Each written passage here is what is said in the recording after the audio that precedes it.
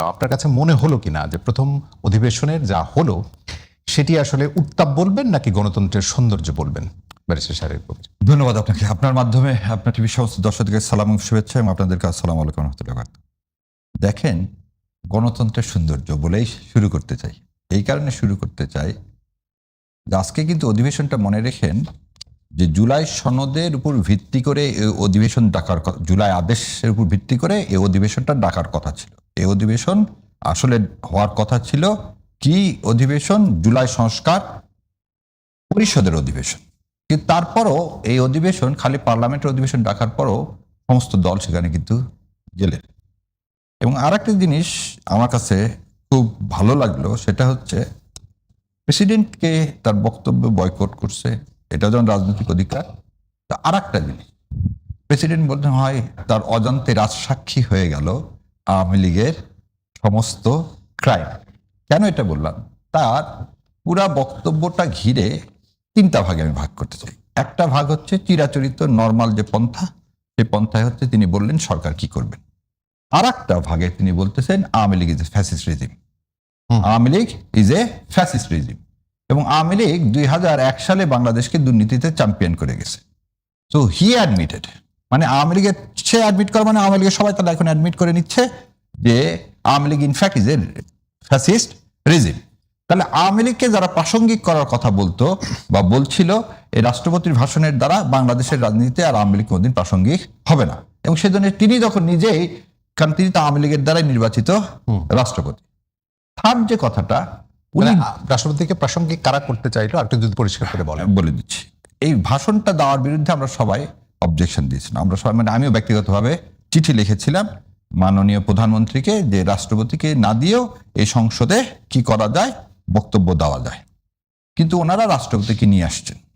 এবং আমার কাছে একটা মনে হয়েছে যে জনাব তারেক রহমানের একটা মনে হয়, আমি বলবো একটা দূরদর্শিতা রাষ্ট্রপতিকে না এই সিদ্ধান্ত নেওয়ার কারণে, নিয়ে এই সিদ্ধান্তের কারণ রাষ্ট্রপতির মুখ থেকে তিনি যা বলালেন আজকে, আমার তো কথা হলো যে আমি যদি ভাই রাষ্ট্রপতি হতাম তাহলে আত্মহত্যা করা তো মহাপাপ, তারপর ওইটা বেছে নিতাম, কিন্তু এই বক্তব্য দিতাম না। কেন এই কথাটা বললাম? কারণ ওই যে রাজসাক্ষীর কথা বললাম, উনি শুরু থেকে কি জুলাই অভ্যুত্থান কেন হয়েছে, জুলাই ফ্যাসিস্ট রিজিমের এগেনস্টে গণতন্ত্রকে ভুলণ্ঠিত করেছে, করাপশন থেকে শুরু করে সমস্ত আওয়ামী লীগের পুরা চিত্রটা আওয়ামী লীগের মুখ থেকেই যখন চলে আসবে, তখন আর এই রাজনৈতিক দল হিসাবে আওয়ামী লীগের বিচার করতে আর কিছু লাগবে না, কারণ টুডে আর টুমোরো তার তো মেয়াদ পার হয়ে যাবে। এবং তিনি ওই রাজসাক্ষী, ওই পুলিশ আইজির মতো তিনিও রাজসাক্ষী হয়ে যাবেন। সো এইটা বিএনপি যেভাবে করলেন, এবং এটা কিন্তু ডকুমেন্টারি। সংসদে আপনি কিন্তু ওই পত্রিকায় না, সংসদে ডকুমেন্টারি, এবং সংসদে এটা হ্যান্ডশট বলা হয়, এটা সারা জীবন এটা থেকে যাবে। এটা কিন্তু রাষ্ট্রপতি বলতে পারবে না যে আমার এই কথাটাকে টুইস্ট করা হয়েছে বা আমি বলতে বাধ্য হয়েছি। এবং এই কথাটা আরেকটু আগে দেখেন যে রাষ্ট্রপতি কয়েকদিন আগে কালের কণ্ঠতে বলছেন না যে এখন আমি মুক্ত, আমি বরং 1.5 বছর কি ছিলাম, আর নাম কি আল্লাহ গৃহবন্দীর মতো ছিলাম, তার মানে আমি চাপ ফ্রি, এবং বিএনপি আমাকে রাখছে। সো প্রথম জিনিস উনি কিন্তু দেখেন এভিডেভিডের শেষে লেখা থাকে, কি লেখা থাকে, কারো প্ররোচনায় না, স্বেচ্ছায় স্বপ্রণোদিত হয়ে আমি এই স্টেটমেন্ট দিলাম। সো আজকে রাষ্ট্রপতি কিন্তু এই কথা বলতে পারবে না যে বিএনপির কোনো চাল বা ষড়যন্ত্রের ফলে আমাকে এটা দিতে হয়েছে।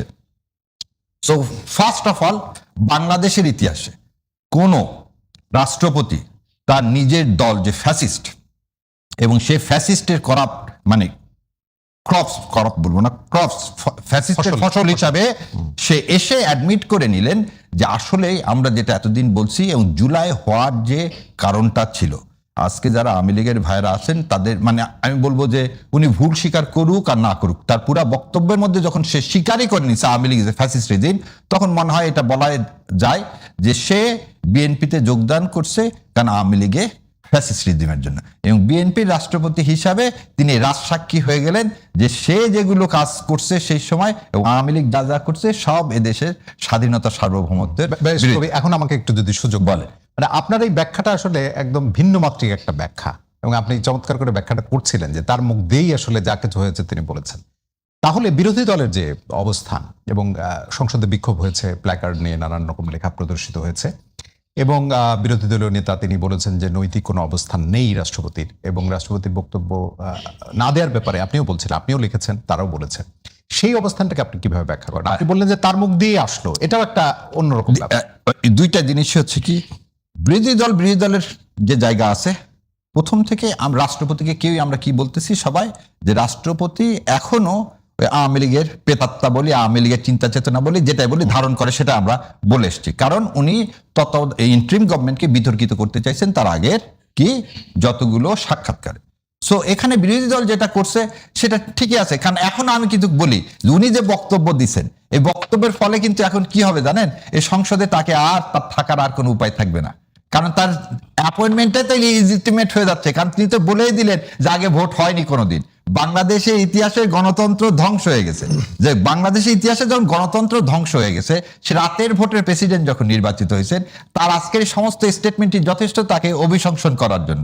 সো বিরোধী দল যখন বের হয়ে গেছেন, তারা একটা দাবি করে, ঠিক একইভাবে জনাব তারেক রহমান অত্যন্ত মিটিকুলাসলি একটা জায়গা করে দিলেন, মেটিকুলাসলি আবার শব্দটা আপনি মেটিকুলাসলি একটা জায়গা তৈরি করে দিলেন যে এই রাষ্ট্রপতি তার পদে থাকার আর কোনো কি নাই, তার আর কোনো মানে বৈধতা বলে কিছু নাই। বেশ কবি, আর একটা বিষয় আপনি জেনে নিই, আমি আসলে দেখছিলাম একটা বিষয় যে সাংবিধানিক বাধ্যবাধকতা, রাষ্ট্রপতির যে প্রথম অধিবেশনে ভাষণ এবং বছরের শুরুতে আমি দেখছিলাম, আপনি নিশ্চয়ই পরিষ্কার করবেন কারণ সবকিছু আপনার জানা আছে, যে এই ভাষণটি এক ধরনের সাংবিধানিক বাধ্যবাধকতা আছে আমি যতটুকু দেখলাম, এবং এই ভাষণটি প্রস্তুত করে দেয় আসলে সরকারি দল, এমনটি আমি দেখছিলাম, আপনি একটু কারেক্ট করবেন যদি ভুল করে থাকি। এবং এটি করা হয় আসলে সরকারের যে কর্মকৌশল, নতুন সরকারের যে কর্মকৌশল সেটি ফোকাস করে আসলে, এবং একটা কার্যকর সংসদ যাতে হয় তার একটা অনুপ্রেরণা বা এরকম ভাবে করা হয়, এটা একটু ব্যাখ্যা করবেন সাংবিধানিক বাধ্যবাধকতার জায়গা। এবার আপনাকে বলি, সংবিধানের প্রথম সেশনে কি করা হয়, আগে সংসদ সদস্য যারা মানে মারা গেছেন, পাস্ট হয়েছেন, তাদের জন্য শোক বার্তা না হয়। এবারই প্রথম সংসদে এমপি না বিভিন্ন রাজনৈতিক নেতা, জুলাই অভ্যুত্থানে যারা শহীদ হয়েছেন তাদের নামও কিন্তু ওই কি শোক সম্পত্তির মধ্যে আসতেছে। So which is beyond the four corner of the constitution. Number 2, Shirin Sharmin পদত্যাগ করেছেন বলে আমরা শুনি, আমরা তো জানি না। এবং এই কনস্টিটিউশনের ভাষায় যদি বলি, প্রধানমন্ত্রীর পদত্যাগ যদি না করেন লিখিতভাবে, সেটা রাষ্ট্রপতি গ্রহণ করতে পারেন না। এবং রাষ্ট্রপতি তার আগের ভাষণে বলেছিলেন যে প্রধানমন্ত্রী পদত্যাগ করতে আমি খুঁজে পাচ্ছি না, এবং ইন্ডিয়া থেকে শেখ হাসিনা নিজে বলছেন আমি পদত্যাগ করিনি। তো এই পর্যায়ে যদি এই অবস্থা থেকে আপনি বলবেন যে এই প্রধানমন্ত্রী নেক্সট পার্লামেন্ট হওয়ার আগ পর্যন্ত মানে 2029 সাল পর্যন্ত, তাহলে তো শেখ হাসিনা কি থাকবেন, প্রধানমন্ত্রী থাকার কথা। আচ্ছা, রাষ্ট্রপতি যে কোনো সময় কিন্তু সংসদ ভেঙে দিতে পারে, সেটাও কিন্তু প্রধানমন্ত্রীর পরামর্শ। তো আপনি এই জায়গাতে যে প্রধানমন্ত্রী উনি পরামর্শ, আবার এখানে আইনের কথা আছে, উনি পরামর্শ দিচ্ছেন কি দেননি, এটা নিয়ে আবার আইনে প্রশ্ন তোলা যাবে না। তাই ধরে নিলাম যে পদত্যাগ করছেন কি করেননি আমি জানি না, কিন্তু ধরে নিলাম রাষ্ট্রপতি আজকের ভাষণে রাষ্ট্রপতি স্পষ্ট করে দিলেন যে তিনি ওই ফ্যাসিস্ট রিজিমকে কি তার দায়িত্ববোধ থেকে সেটাকে ভেঙে দিলেন। এবার আসেন শিরিন শারমিন, উনি পদত্যাগ করছেন, উনি কোথায় আছেন উই ডোন্ট নো। আর একজন আছেন ডেপুটি স্পিকার, তিনি জেল হাজতে আছেন। তাহলে সংবিধানের 74-3 আজকে কাকে, মোশাররফ সাহেবকে কিন্তু আপনি নির্বাচিত করলেন সভাপতি প্রথম অধিবেশনের সভাপতি, এবং 74-3 এই সভাপতিকে আবার মর্যাদা দেওয়া আছে স্পিকারের মর্যাদা দেওয়া আছে। সেই জন্য বললাম যে খন্দকার সাহেব কিন্তু নিজেই বক্তব্য দিতে পারতেন, বক্তব্য ডেলিভারি করার পরে তিনি কিন্তু স্পিকার ডেপুটি স্পিকার নির্বাচন করে, এবং সেটা কত আন্ডারে দিতে পারতেন সেটাও বলে দিচ্ছে আপনাকে যে 54 আন্ডারে উনি কিন্তু এই বক্তব্যটা ডেলিভারি করতো, কারণ কনস্টিটিউশনের মধ্যেই, আপনি বলছেন কনস্টিটিউশনের মধ্যে থেকেই। সো এই অপশনটা কেন বিএনপি নেয়নি, আমার কাছে মনে হয়েছে যে বিএনপিটা নিলে ভালো করতো। জি, এই জায়গা থেকে আপনার কাছে আসবো, অনেকগুলো বিষয় জানা হলো, রাজিকুজ্জামান রতন আপনার কাছে আসি। প্রথম কথা হলো যে আমরা খুব সাধারণভাবে জিজ্ঞেস করি যে ব্যতিক্রমী এই সংসদের প্রথম অধিবেশন, প্রথম কথা আপনার দৃষ্টিতে আপনি কি দেখলেন, এবং ব্যারিস্টার শাহরিয়ারের কাছে আমি বেশ কিছু প্রশ্ন করেছিলাম রাষ্ট্রপতির ভাষণ নিয়ে যা হলো আর কি, এবং জনাব শাহরিয়ার বললো যে এর সাংবিধানিকভাবেই তার বাধ্যবাধকতা আছে, কিন্তু এর বাইরেও একটা পদক্ষেপ বিএনপি নিতে পারতো, কিন্তু কেন নিল না। ধন্যবাদ। আজকের যে সংবিধান শুরু হলো, এটা নতুন যাত্রা, একটা নতুন পরিস্থিতিতে এই সংসদ যাত্রা শুরু করেছে। সংসদ পুরনো পথেই চলবে, কিছুদিনের মধ্যে আমরা সেটা টের পাবো, কারণ ব্যবস্থাটা তো পুরনোই, মুখগুলো নতুন, চিন্তাগুলোও পুরনো, ব্যবস্থাটাও পুরনো। এবং সংসদে যারা এসেছেন তারা তাদের সেই মানসিকতা নিয়ে এসেছেন। কিন্তু এই সংসদের নতুন কিছু বিষয় দেখা গেল যে আনপ্রেসিডেন্টেড ঘটনা, যেটা যেহেতু অভ্যুত্থানের পরে একটা ধরনের ললেসনেস থাকে, অভ্যুত্থানের পরে সবকিছু আগের মতো থাকে না, ফলে অনেক কিছু নতুন করে সাজিয়ে নিতে হয়। যে কারণে এবার দেখুন, নিয়ম অনুযায়ী আগের স্পিকার এই সংসদে প্রথম অধিবেশনে থাকার কথা ছিল। যেহেতু স্পিকার নেই, তাহলে কি হবে? তাহলে একজনকেই দায়িত্ব দিতে হয়েছে। এটা একটা নতুন বিষয়, এটাও আইন ঘেটে, সংবিধান ঘেটে তারা এটা বের করেছেন। 2, প্রেসিডেন্ট একটা লিখিত বক্তব্য পাঠ করেছেন। প্রেসিডেন্ট তো কখনো নিজে বক্তব্য রাখেন না, একটা লিখিত বক্তব্য যে সরকার ক্ষমতায় থাকেন, যারা থাকেন তারা প্রস্তুত করেন, ফলে তিনি সেটা একটা পাঠক হিসেবে ভূমিকা পালন করেছেন। তো পাঠক হিসেবে ভূমিকা পালন করতে গিয়ে তার বুক ফেটে গিয়েছে, নাকি তার চোখে অশ্রু চিকচিক করেছে, নাকি ঠোঁটের কোণে মুচকি হাসি ছিল, এটাও কিন্তু একটু খেয়াল করার মতো। তিনি কিন্তু একটু মুচকি হাসি দিয়ে বলেছেন, সেই তো আমার কাছে আসতে হলো সবার, আমাকে যতই যা বলো না কেন, আমার কাছেই উপদেষ্টা পরিষদের শপথ নিতে হয়েছিল, এবং সেই উপদেষ্টা পরিষদে যা ছিল তারাই আবার এখন আমাকে দোসর বলছো, কিন্তু তোমরা যখন উপদেষ্টা হিসেবে শপথ নিয়েছিল তখন আমার কাছেই শপথ নিয়েছিল। তার মানে তোমাদের আমাদের কাছে আসতে হয়, যেভাবে হোক রাজনীতির খেলাটা এমনই।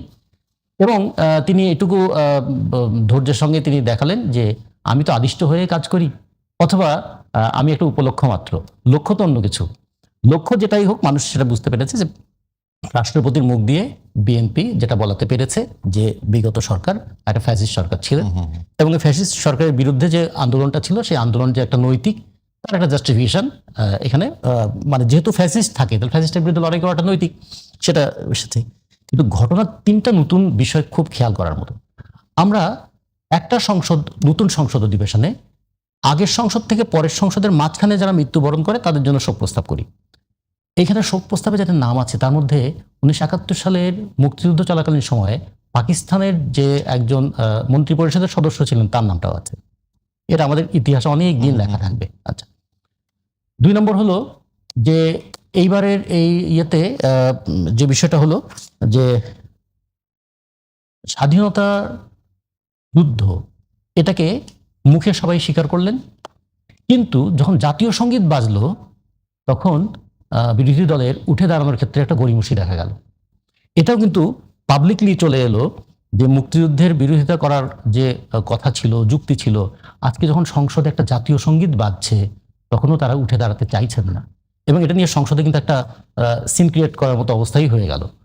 আচ্ছা, 3 নম্বর হলো একটা জিনিস খুব মানে মানে খুব সিগনিফিক্যান্ট একটা বিষয়, সেটা কি, প্রধান বিরোধী দলের জামাতের সেখানে সদস্য সংখ্যা 66 জন, তাদের সঙ্গে যুক্ত এনসিপি সদস্য সংখ্যা 6 জন, চিফ হুইপ হচ্ছেন এনসিপির নেতা। তাহলে এটা কি ওই রাষ্ট্রপতির মতন একটা নখদন্তহীন চিফ হুইপ হবেন? কারণ যিনি চিফ হুইপ হবেন তিনি কি আসলে হুইপিং করতে পারবেন সবার উপরে? কারণ তার দলের সদস্য তো 6 জন। তাহলে তিনি নামে চিফ হুইপ থাকবেন, বাস্তবে চিফ রেসপন্সিবিলিটি তার হয়তো পালন করা হবে না। এটাও একটা জিনিস দেখা গেল। তারপরে পার্লামেন্টে যে জিনিসটা হয় যে রাষ্ট্রপতি কিংবা তার দল ছোট হলেও যদি বিরোধী পক্ষ যদি একইভাবে তিনি চালাতে পারেন, সুসংহত যদি রাখতে পারেন, সেটাও তো একটা, এটা একটা দারুণ ক্ষমতার ব্যাপার হবে যদি এটা হয়। আমি বলবো এটাও একটা দৃষ্টান্ত থাকবে, একটা দারুণ ক্ষমতার ব্যাপার হবে আর কি। হ্যাঁ, আমরা দেখতে চাইবো সেরকম ক্ষমতাটা তিনি কতটুকু রাখেন, অথবা তাকে সেই ক্ষমতাটা কতটুকু দেন। মানে তাকে যদি দয়া করে ক্ষমতা দেন তাহলে তিনি অবশ্যই সেই ক্ষমতা হয়তো দেখাতে পারবেন, কিন্তু ক্ষমতা যদি দয়া করে দেওয়া হয় সেই ক্ষমতা দেখানোর আসলে সামর্থ্য কারো থাকে না। তো আরেকটা বিষয় যেখানে আমি কতটুকু দেখাবো সেটাও তো একটা ব্যাপার। আমি যদি ক্ষমতা সীমানার মধ্যে থাকে তাহলে তো সমস্যা নেই। আমাকে বেঁধে রেখে বললেন যে আপনি আপনার এই বেঁধে রাখা রেখেছি যার মধ্যে, এর মধ্যে আপনি স্বাধীনভাবে চলাচল করবেন, তাহলে সেটা আবার স্বাধীনতা হয়? সেটা আমাকে বেঁধে রেখেছেন আপনি। যাই হোক, এগুলো একটা বিষয় ভবিষ্যৎ দেখা যাবে।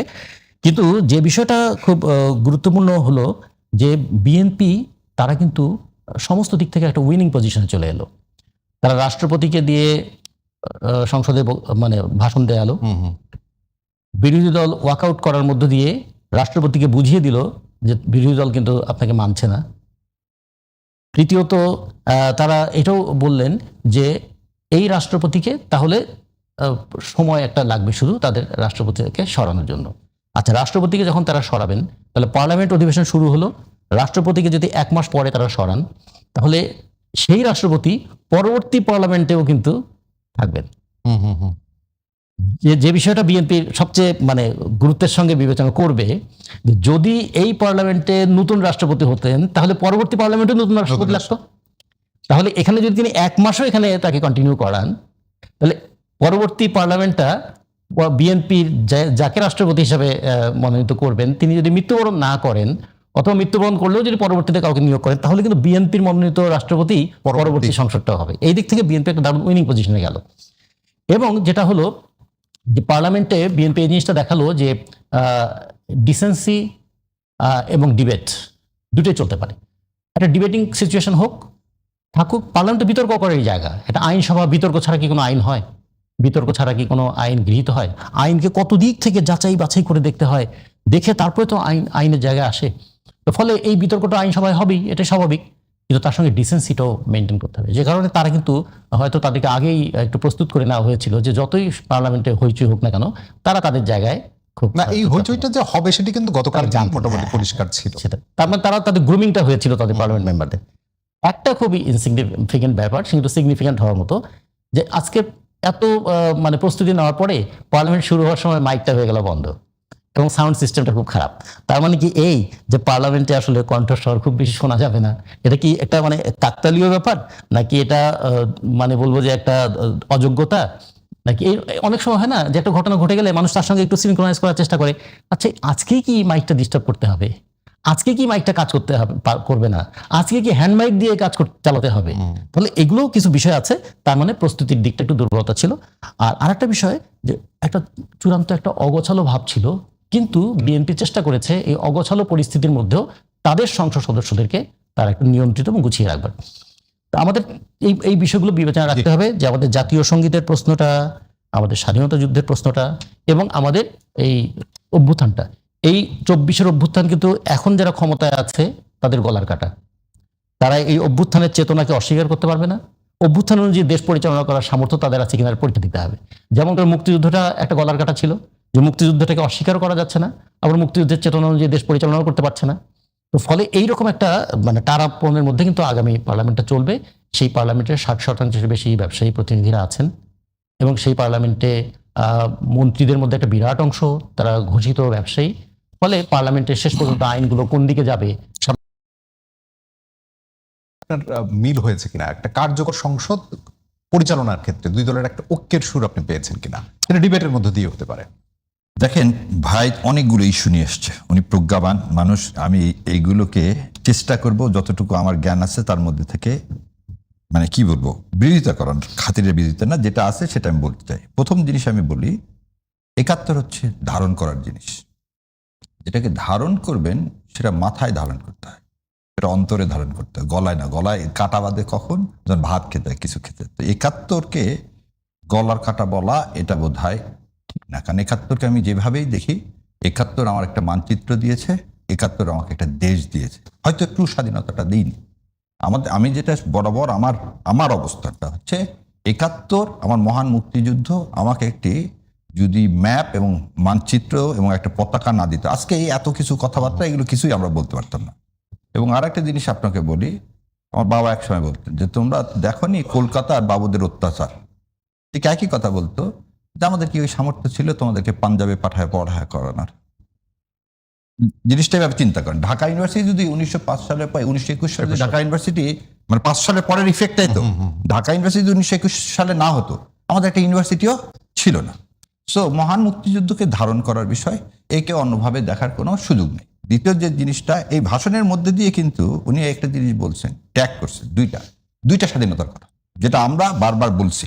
এটা কিন্তু বিএনপি তার এই বক্তব্যের মধ্যে দিয়ে ওনারা বলেছেন দ্বিতীয় স্বাধীনতাটাকেও তারা একসেপ্ট করে নিয়েছে। তবে দুর্ভাগ্যের বিষয়টা কি জানেন, আজকে কিন্তু এই পুরো বক্তৃতার মধ্যে কোথাও জুলাই সনদের একটা হরফ নেই।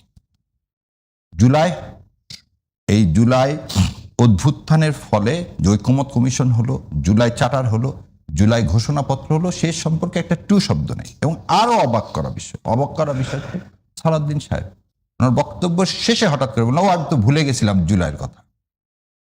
ভাই যেমন বলতেছেন যে গলার কাটা যদি 71 হয়, তাহলে আমি বলবো আমাদের সম্মানিত স্বরাষ্ট্রমন্ত্রী উনিও কি এটাকে ওই গলার কাটায় ভাবতেছেন?